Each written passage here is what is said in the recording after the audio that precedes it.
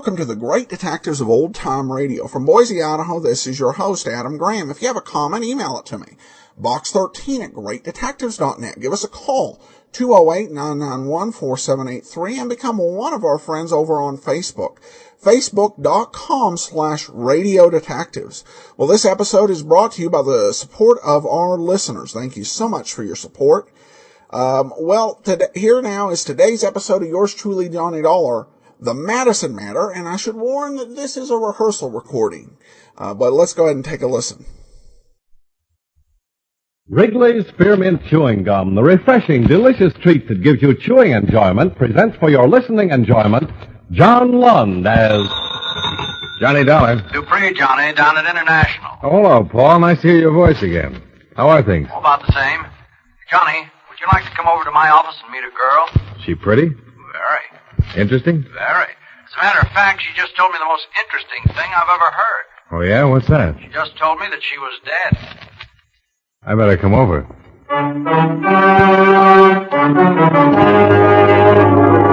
the makers of Wrigley's Spearmint Chewing Gum bring you John Lund in a transcribed adventure of the man with the action-packed expense account, America's fabulous freelance insurance investigator. Yours truly, Johnny Dollar.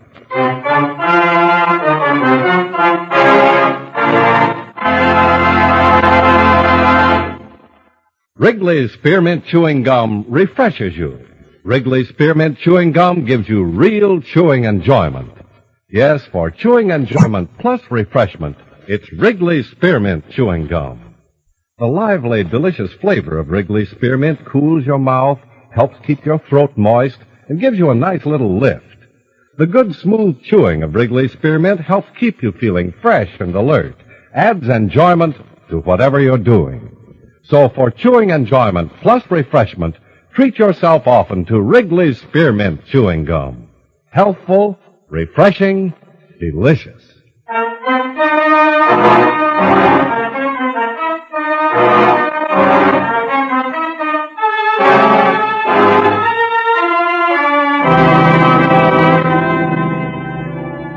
Expense account submitted by Special Investigator Johnny Dollar to the International Insurance Corporation, International Building, Hartford, Connecticut.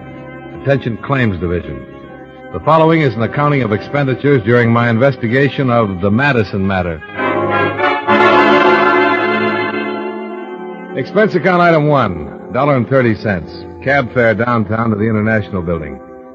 I went up to the 10th floor in Paul Dupree's office to find him sitting across the desk from a tall, dark-haired woman in her early 30s. She was pretty, she was quiet, she was well-dressed. Oh, hello, Johnny. Come on in. Hi, Paul. This is Mrs. Walker, Mr. Dollar. How do you do? How do you do? Sit down, Johnny. Make yourself comfortable. Mrs. Walker came to see me this morning with a most unusual story. Something Johnny. about being dead? Yes. Mrs. Walker, Mr. Dollar will be handling this matter for International. I wish you'd tell him exactly what you just told me. Well, there really isn't much to tell you, Mr. Dollar. It's just that I'm legally dead and my husband is collected on my insurance policy.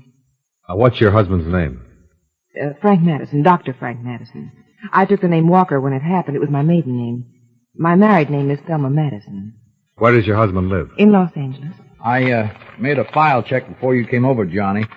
We issued a straight life policy on a Thelma Madison in Los Angeles, April 23rd, 1945. According to this, Mrs. Madison passed away June 5th, 1951.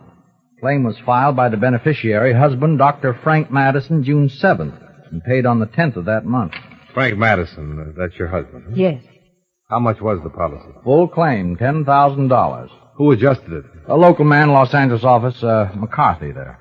How about a death certificate? Oh, yeah. Here's a photostat. Cause of death, coronary thrombosis. Here. Thanks.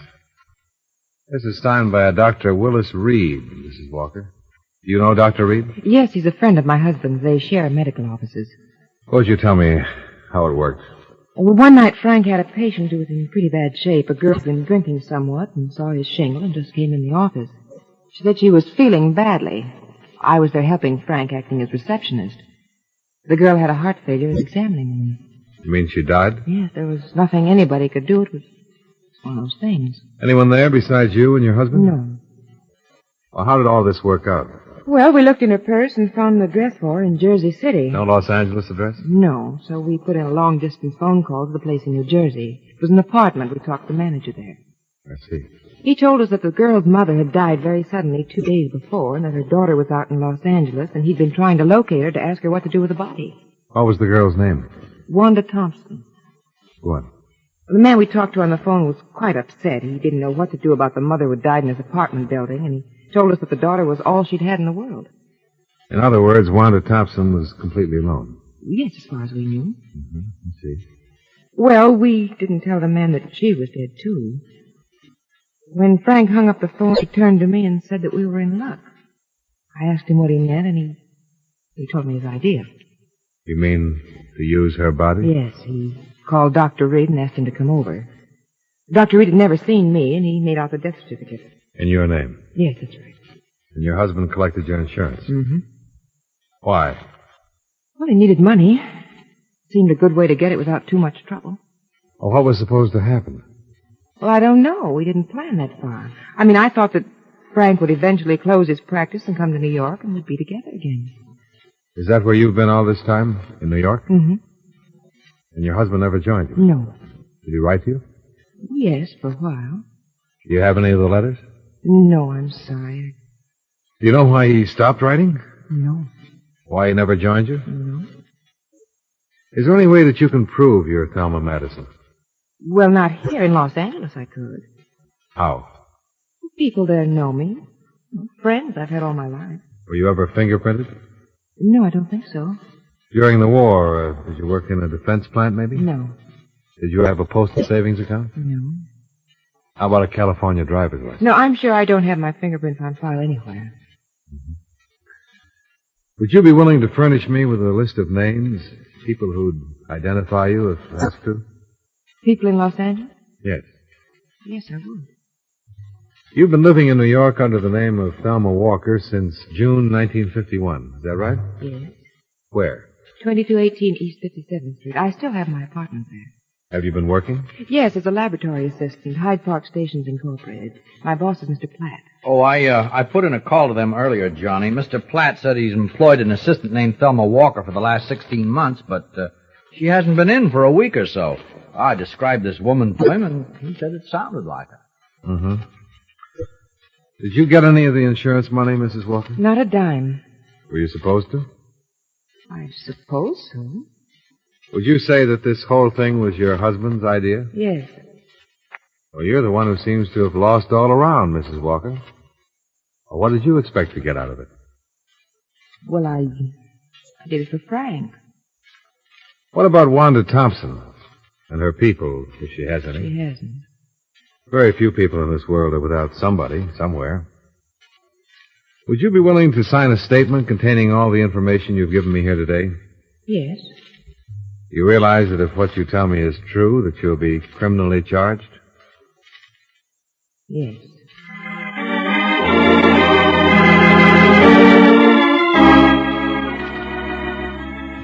By 5 o'clock in the afternoon, a statement had been prepared. Thelma Walker signed it without hesitation. I talked with Dupre in the outer office. Well, Johnny, I don't even have to go up to legal to know that every word of this will have to be verified before we can take any action. Well, if half of it's true, we're in business. Oh? She didn't give us any good reason for coming here. Maybe she has a conscience. She wouldn't have done it in the first place if she had. In the second place, she couldn't have lived with it for almost 2 years. And in the third place, there's an awful lot of coincidence. Yeah, but suppose it's true. Well, then it's the neatest thing since the ball bearing. What worries you most? What I said before. She might be a crackpot with a good imagination. Well, let's find out.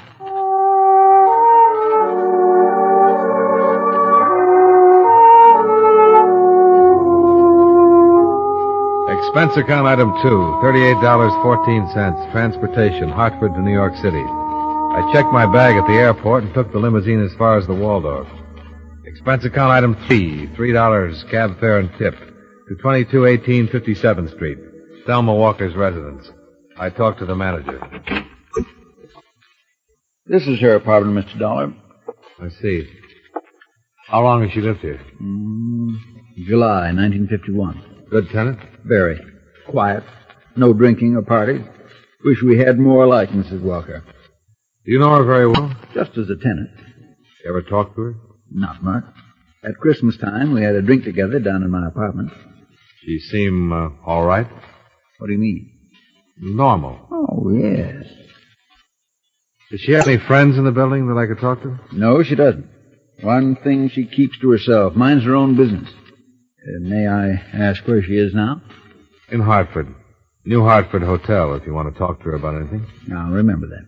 You mind if I look around? I'll have to stay with you.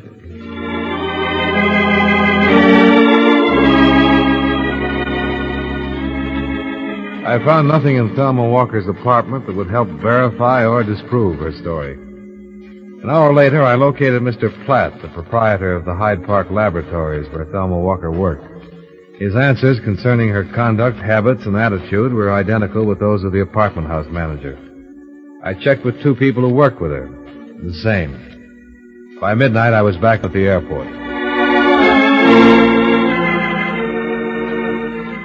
Expense account item 4, $2.25. Long-distance phone call to Hartford.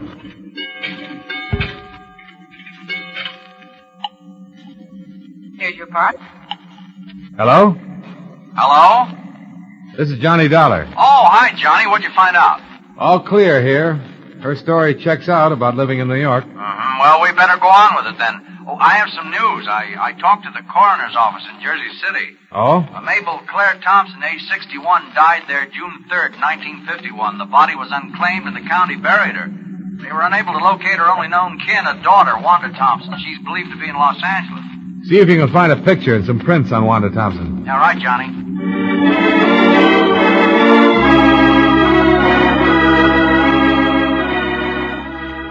Expense account item 5, $185. Transportation, New York to Los Angeles. I arrived at 8:35 in the morning. By 9:35, I was in my room at the Stadler sleeping. At 4 o'clock in the afternoon, I awakened, shaved, and had something to eat. There was a special delivery airmail folder for me at the desk. It was from Paul Dupre. It contained a front and side view of Thelma Walker, along with a sample of her fingerprints and handwriting.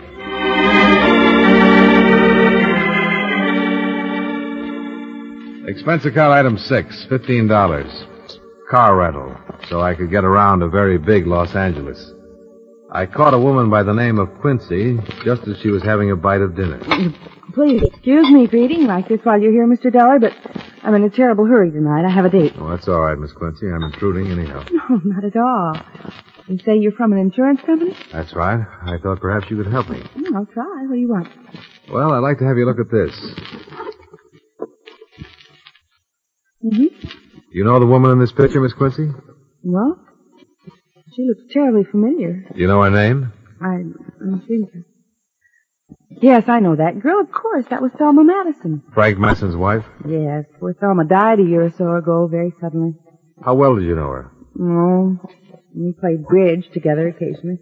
We went shopping. I used to work for Dr. Madison as a receptionist. How long ago was this? A couple of years ago. I quit to take the job I have now. But you did know Mrs. Madison? Yes, of course. She was in the office a lot of the time. And you're absolutely positive this is a picture of her? Well, yes. Is there any doubt? Well, we just want to be sure. The poor girl's been dead almost 2 years. Aren't you sure? Yes. You know, I don't think you've been exactly telling me the truth. I just had your name on a list, Miss Quincy.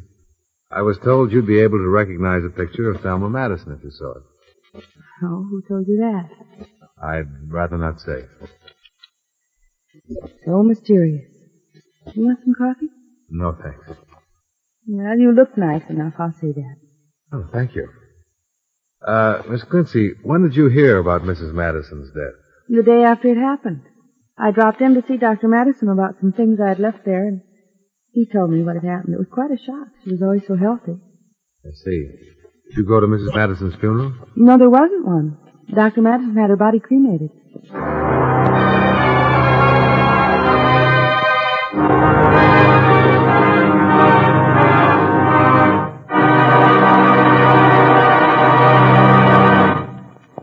Friends, wherever you are, whatever you're doing, you'll enjoy chewing Wrigley's Spearmint Gum. Chew Wrigley's Spearmint while you're working. The lively, full-bodied flavor of Wrigley's Spearmint gives you a refreshing little lift. The smooth, pleasant chewing of Wrigley's Spearmint gum helps keep you feeling relaxed and satisfied. Makes your job seem easier. Chew Wrigley's Spearmint gum in your home, when you're out walking or driving, when you're enjoying outdoor sports and other activities. Wrigley's Spearmint gum tastes good anytime, and the natural chewing aids digestion and helps keep your teeth bright and attractive. Yes, wherever you are, whatever you're doing, you'll enjoy chewing Wrigley's Spearmint chewing gum. Healthful, refreshing, delicious.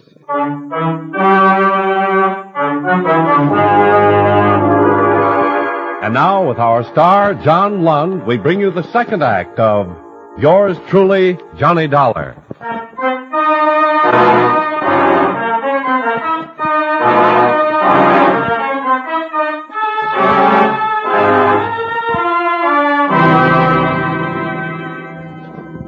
The Los Angeles police had a missing person report on Wanda Thompson dated June 21st, 1951. They'd been unable to get any leads as to her whereabouts. The reports had been filed by a man named Rexford. I looked him up. He lived in a small house off Laurel Canyon Drive. I told him my business. Insurance? Investigator. Oh. Well, come on in. Come on in, Mr. Don. Thanks. Yeah, sit down. What can I do for you? I understand you once knew a girl named Wanda Thompson, Mr. Rexford. Yeah, that's right, I did. Well, tell me you know where she is. No, I couldn't say that exactly. You're looking for her. Yeah. You been to the police? Yes. You filed a missing person complaint on her? Yeah, but they never did find her. Is she a good friend of yours, Mr. Rexford? Yeah, sort of. She was a nice little kid. Came from someplace in New Jersey. How long did you know her? About 3 weeks or so. How did you happen to meet her? I met her in a restaurant. She sat across from me. It was kind of crowded, and don't get the wrong idea. It was just that we began talking, and we wound up going to a movie together.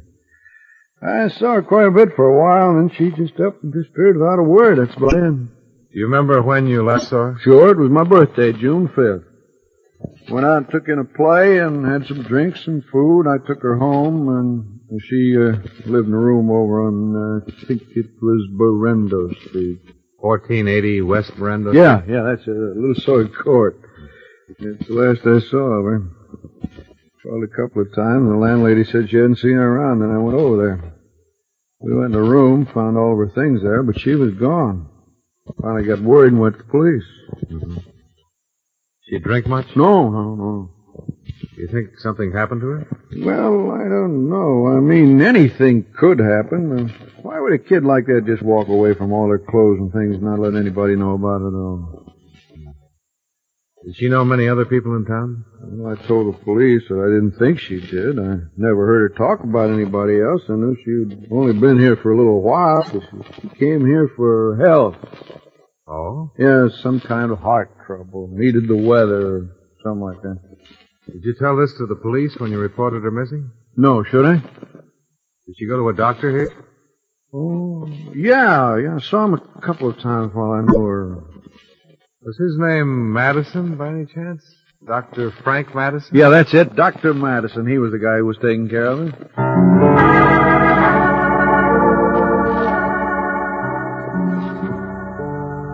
I spent another hour questioning Anthony Rexford.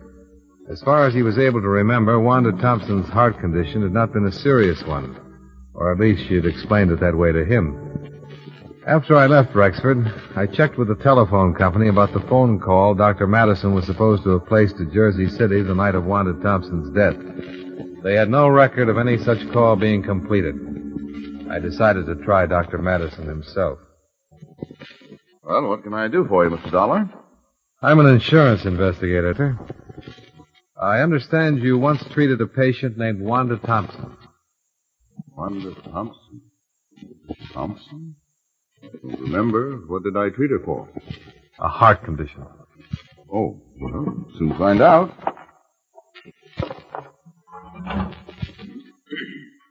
Thompson. When was this? Oh, almost 2 years ago. I don't have the exact dates. Well, I have a Wanda Thompson in my files, Dollar. Was it something important? Pretty important. Well, she might have come in once for some little thing. I wouldn't make a history of that necessarily. A man she once knew here told me that she came to you a few times. Could have been another Dr. Madison? No, she told him it was you. That's funny. Well, say, now, wait a minute. You say this was 2 years ago? About that. My wife was acting as receptionist for me then. She wasn't too good at keeping records. Oh. Do you suppose I could talk to her and ask her? My wife is dead, Mr. Dollar. Oh. I'm sorry I can't be of more help. I thought every doctor kept a record of all his patients, even if they just came in with a nosebleed. As I said, my wife wasn't too efficient at her job here. Oh, yes. You did say that, didn't you, Doctor? What is this, Mr. Dollar? My chance to get a look at you. What do you mean by that? I'll come right out and say it, Doctor. You should have kept a file on Wanda Thompson. You should have kept that above all other things. The fact that you don't have one is going to make me believe a lot of things that I haven't really believed up till now.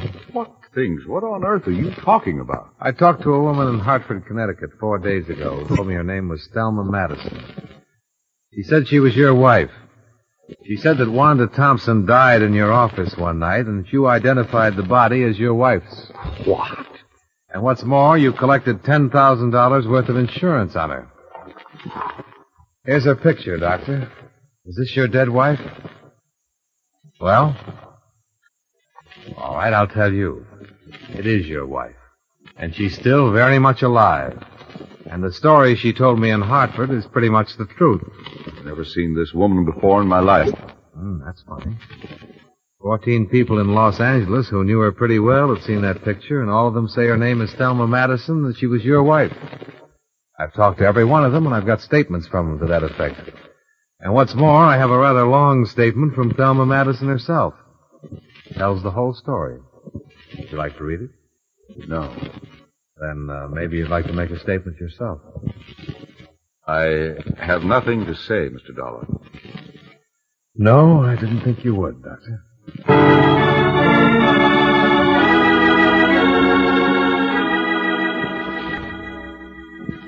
On the strength of the evidence already assembled, I preferred charges against Frank Madison and had him taken into custody.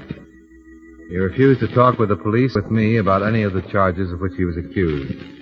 He was held without bail pending investigation.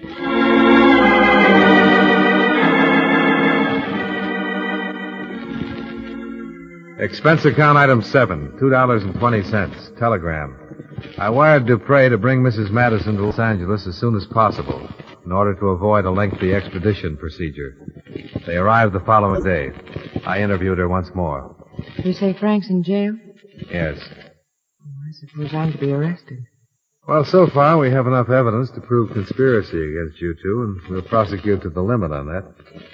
There'll be some other charges against him. Business with the body and so on. Yes. But there's something else here I want to get straightened out. Let me read this to you. A girl whom we later found out to be Wanda Thompson walked into the office on the night of June 5th, 1951, and complained of feeling ill. She'd been drinking. My husband took her into the examination room, where she died a few minutes later of a heart condition. Those are your words on this sworn statement. Yes. Let me go on. I had never seen or heard of Wanda Thompson until that night. I was with my husband when he placed a phone call to her home in Jersey City. He spoke with a man there who managed an apartment house, and so on. Mrs. Madison, that call was never placed. I was in the room when Frank made it. The phone company has no record of it. Were you in the room when Wanda Excuse me. I started to say Wanda Henrik.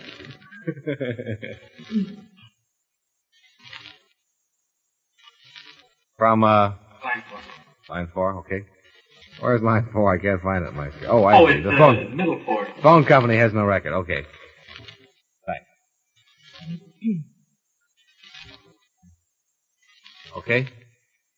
The phone company has no record of it. Were you in the room when Wanda Thompson died? No. Did you know that she was a patient of your husband's before that time?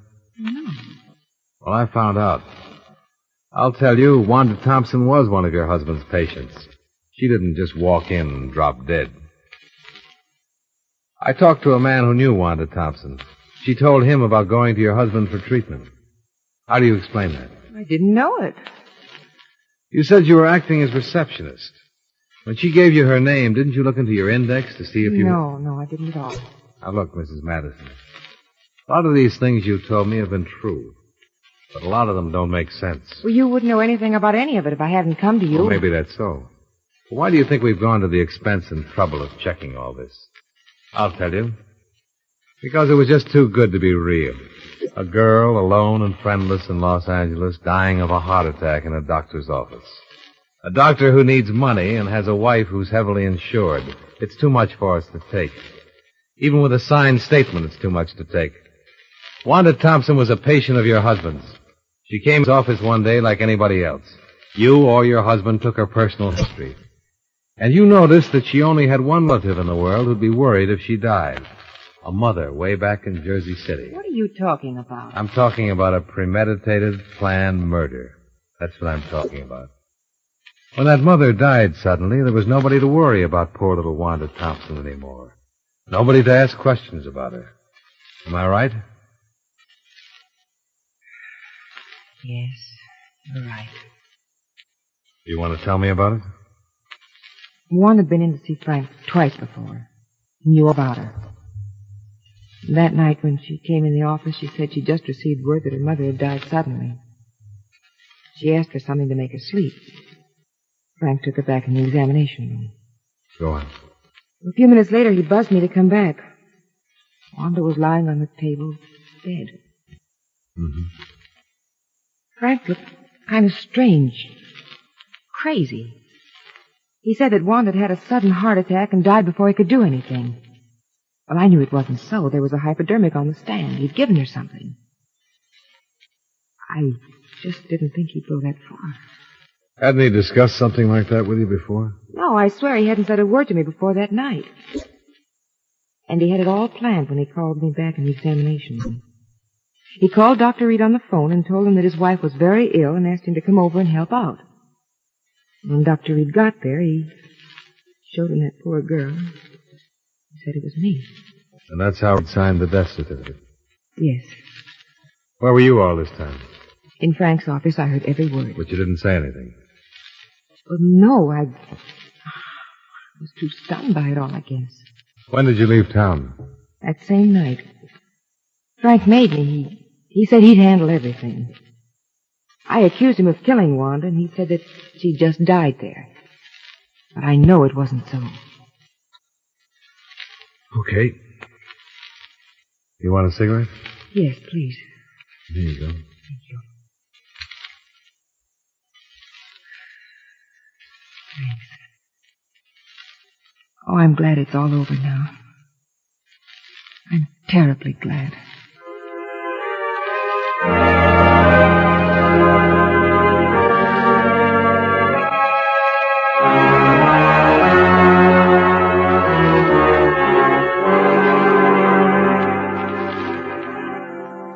Expense account item 8, $73.50. Board and room while in Los Angeles. Expense account item 9, $205. Plane fare to Hartford. Expense account total, $525.39. Yours truly, Johnny Dollar.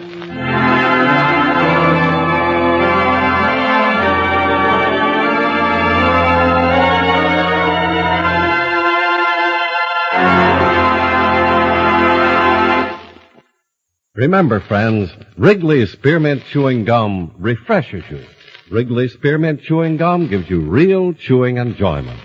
The lively, full-bodied flavor of Wrigley's Spearmint cools your mouth, freshens your taste, sweetens your breath. The smooth, pleasant chewing of Wrigley's Spearmint helps keep you feeling relaxed and satisfied. Makes whatever you're doing more enjoyable. Yes, for refreshment plus chewing enjoyment, treat yourself often to Wrigley's Spearmint Chewing Gum. Millions enjoy it daily. Get a few packages and always keep some handy. That's Wrigley's Spearmint Chewing Gum. Healthful, refreshing, delicious.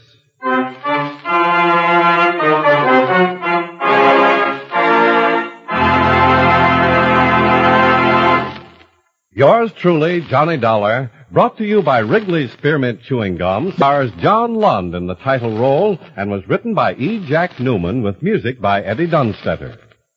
Featured in tonight's cast were Joseph Kearns, Lillian Baeff, Harley Bear, Virginia Gregg, Tom Tully, and John McIntyre. Yours truly, Johnny Dollar, is transcribed in Hollywood by Jaime Del Valle.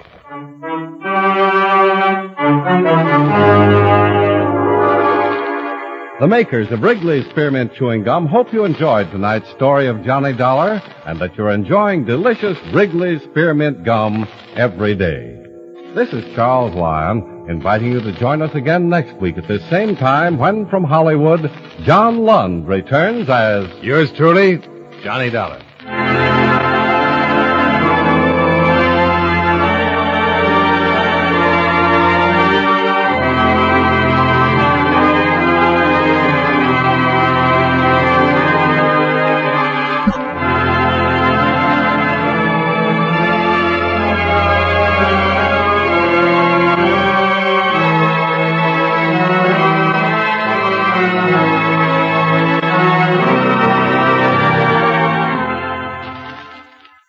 Welcome back. Well, this is not often recorded as a rehearsal, and OTRR did not.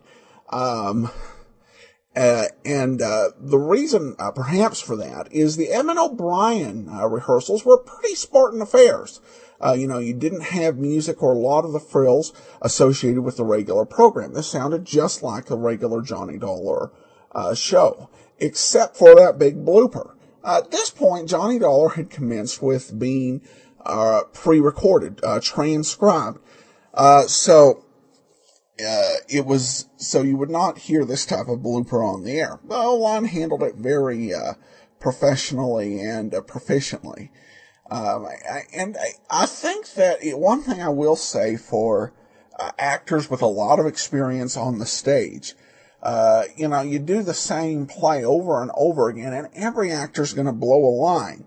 And you'll have some actors you'll see, for example, in movies who will just blow up and start swearing. You can't do that if you're on the stage because you have an audience there and the whole play can break down. So stage actors may handle that just a little bit better when that does happen to them. Well, as for the plot itself, it's kind of interesting. If you were listening when we did Jeff Regan Investigator, E. Jack Newman, who wrote this episode, wrote an episode from Jeff Regan that was reused, I think, 2 or 3 times, the general plot. And in that plot, a woman comes to the Lion, who is Regan's employer, and hires him to find her sister. And when Regan investigates it, he finds out that their client is not actually the sister of the woman they're looking for. Rather, their client is the wife who is supposed to be who has been presumed dead of a doctor, and the doctor basically took the body of a stranger, someone who was not well known in the area, and said it was his wife, so that he could go ahead and collect a big insurance settlement.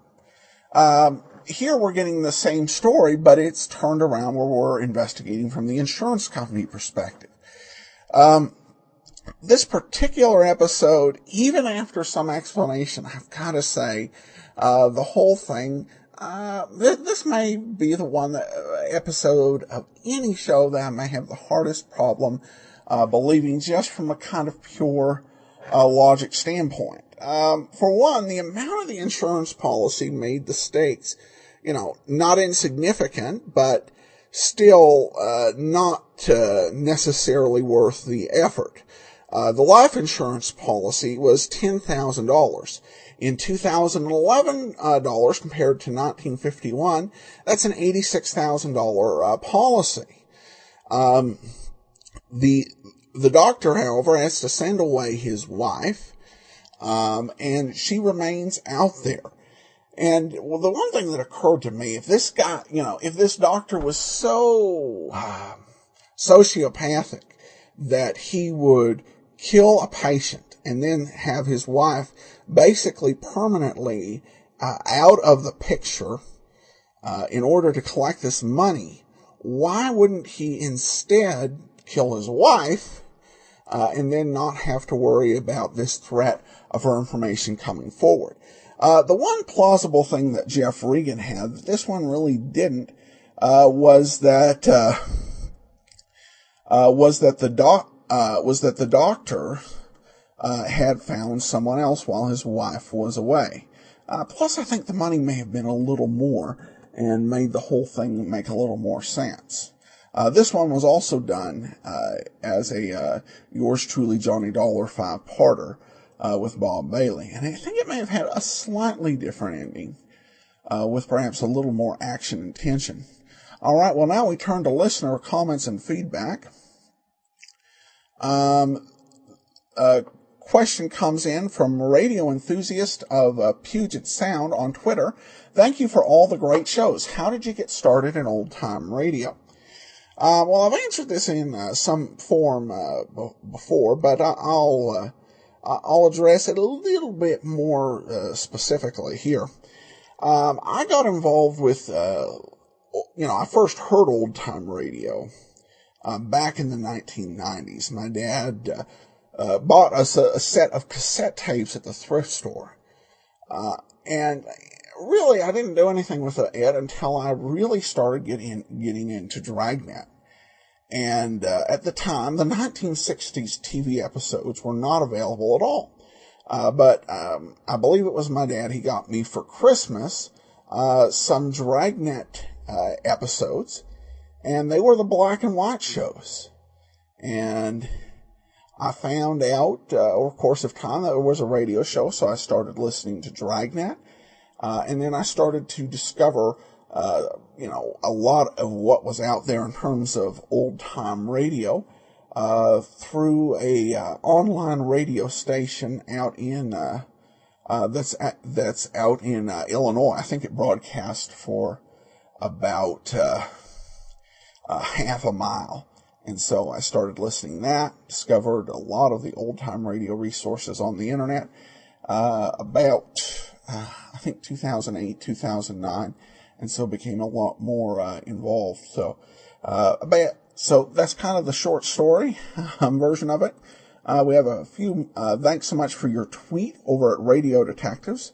Other comments, love this podcast from Javier. I'm literally hooked on this app. I found it about 3 months ago, and I've been playing catch-up ever since. I listen off and on all day, every day. Retirement is a good thing. Keep up the great work, Adam, you silver-tongued devil. Where are you from? Can't place the accent. From Terry in Deer Park, Texas. Well, thanks, Terry. I actually live in Idaho. Now, one thing when I was growing up, we moved around a lot during some of my formative years, like from the time I was about 8 to 16. And so we lived a lot of different places. We're on a lot of different people. A lot of time spent in the Northwest, but also down south. So I picked up a little bit of something. I think it's just a combination of things. I remain of the opinion I don't have an accent, even though I know, probably everyone's got an accent, with which they speak, but, I don't think I've got anything well known. Final comment from Val, still my favorite podcast by a mile. Thank you, Adam. Well, and thank you, Val. Well, that will actually do it for today. For those of you who have the app or our premium site, we have John Lunn in a very moving play, radio play. I think you will enjoy it as our February app extra. It's called Heaven is Like That, and I think you'll, like I said, I think you'll enjoy it. That will actually do it for today. Tomorrow is our 600th episode special. And we will have Studio One, their presentation of the 39 Steps, starring the great Mr. Glenn Ford, as well as John Stanley, Mercedes McCambridge, and a whole slew of others. And then we'll be back Monday with Barry Craig, Tuesday with Christopher London, and then on Friday, another episode of yours truly, Johnny Dollar. And also on Sunday, look for this month's video theater. It'll be an episode of Martin Caine, Private Investigator.